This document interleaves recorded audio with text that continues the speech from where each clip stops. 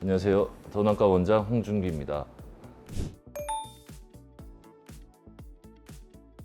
익상편은 흰자 위에 저희가 결막이라고 그러죠. 이제 흰자 위에 살이 손상이 되고 자극을 받아서 점점 두꺼워지면서 흰자 위에서 검은 자위 쪽으로 각막 쪽으로 점점 살이 자라 나오는 것을 말하고요. 눈 안이 아니라 눈 바깥의 문제입니다. 눈 바깥에 흰자 위 살이 올라오는 질환을 말합니다. 흰자 위에 군더더기 날개처럼 생긴다고 해서 군날개라고도 표현을 하거든요. 증상은 이제 경미한 불편감 아니면 불편감이 아예 없는 분도 많고요.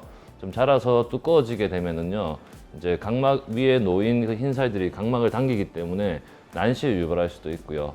그리고 이제 점점 비후돼서 융기되게 되면은 저희가 눈을 싸고 있는 눈물층이라는 막이 있거든요. 이게 좀 불안정해지면서 안구 건조증이나 불편감이 좀 심해질 수 있습니다.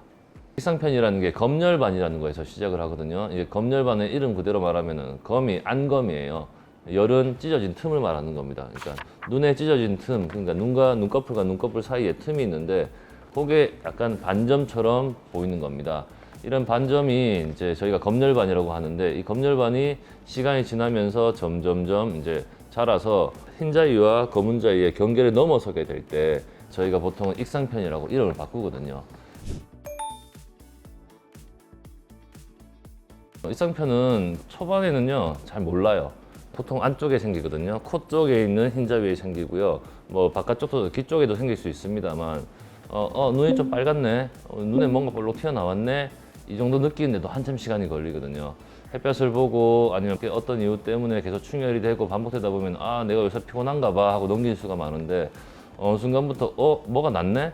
이러다가 보면은 그게 시간이 지나면서 점점점 흰자위가 검은자위 위를 타고 올라오는 겁니다. 그러다 보면은 눈을 떴을 때 전체적으로 눈이 빨개 보여요. 이 조직들이 섬유혈관성 조직이거든요. 이제 혈관이 많다 보니까 충혈이 돼도 엄청나게 빨개지는 그런 효과 때문에 눈에 띄게 되는 거죠.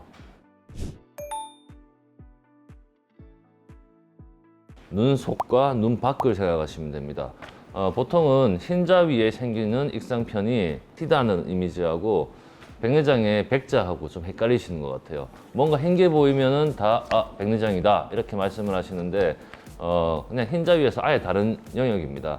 눈 바깥쪽에 있는 흰자 위에 살이 자라 나오는 게 익상편이고요.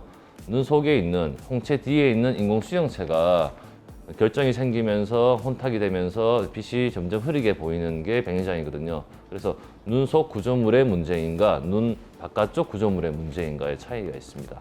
낮에 빛을 보면 눈이 너무 부시다, 아니면 뭔가 계속 뿌옇게 보이고 시야가 좀 가린다, 이런 것들이 저희가 생각했을 때는 백내장이고요. 익상편은 뭔가 살이 잘 올라오네, 뭐 이렇게 생각하는 거죠. 예. 그럼 극단적으로 가면 약간 실명할 수도 있는. 예전에 제가 캄보디아에 이제 의료봉사를 갔을 때, 한 30도 안 된 남자였는데, 이제 군날개가 시축, 동공의 중심을 다 가려버렸어요. 다 가려서 하나도 안 보인다, 이런 사람이 있었거든요. 그래서 제가 그때 수술을 했었는데, 이런 경우에 젊은 사람 같은 경우에는요, 깔끔하게 떨어지는 경우도 많은데, 저희가 제거를 했을 때 각막에 혼탁이 남는 경우가 있어요. 혼탁이 남게 되면은 영구적으로 그 자리가 뿌옇게 보이는 거죠. 그래서 저희가 시축에 가까워지기 전에는 무조건 익상편 수술은 해야 합니다라고 얘기를 드립니다. 예. 네, 저희가 유전적 이유가 있다고도 보건되고 있는데 대부분은 환경 때문입니다. 환경 중에서도 자외선이 가장 큰 영향을 미치고요. 이 자외선이라는 게 자외선에 노출이 많은 직업, 밖에서 농사일 하시는 분도 될 수 있고요. 야외 직종에 계시는 분들이 주로 생기시는데, 이런 분들은 저희가 생각했을 때는 이제 빈도가 높고 젊은 시절부터 생길 수가 있다. 예, 이렇게 생각을 하죠. 예. 그 외에도 이제 먼지나 아니면 안구 건조증이나 이런 것들도 다 이유가 될 수는 있습니다. 예.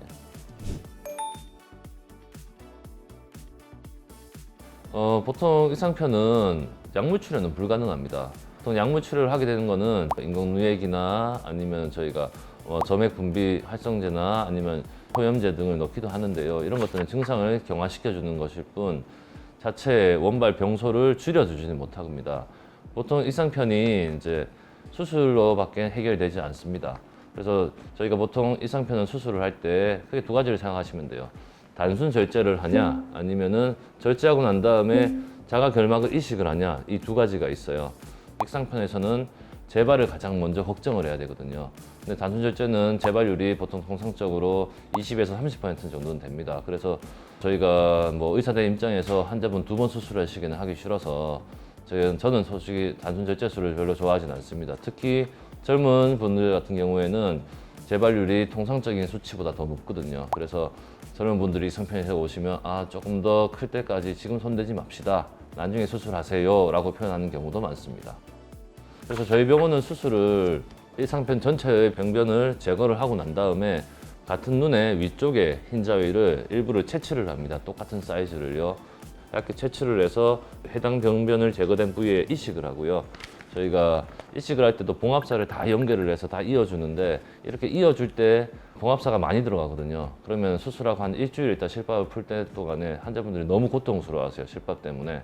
그래서 저희는 최소한의 봉합사를 쓰면서 그 봉합사 대신에 조직풀이라는 파이브린 글루를 이용해서 수술을 해서 수술 시간도 단축되고요. 그리고 봉합사도 적으니까 환자분들도 편해하시거든요. 이제 그렇게 수술을 하면 보통 재발률이 현저히 떨어지게 됩니다. 그래서 이 수술 자체도 보면은 시간도요 단순 절제보다 2배로 걸리고요. 비용도 더 비싸지만 재발을 생각했을 때는 누구나 다 선택하는 수술이 됩니다. 예. 뭐 개인 병원에서 많이 하시지는 않죠. 일상편을 예방할 수 있는 거는요. 제일 큰 문제는 저는 자외선이라고 생각하거든요. 선글라스를 끼고 다니시는 게 방법이지 않나 싶습니다. 그리고 인공눈외기죠. 이걸 잘 점안해 주시는 것도 방법이 되겠습니다. 보통 일상편을 이제 잘 모르시는 분들은 거울을 보셨을 때 내 눈이 왜 뻘걸까 하고 넘기시는 경우가 많아요.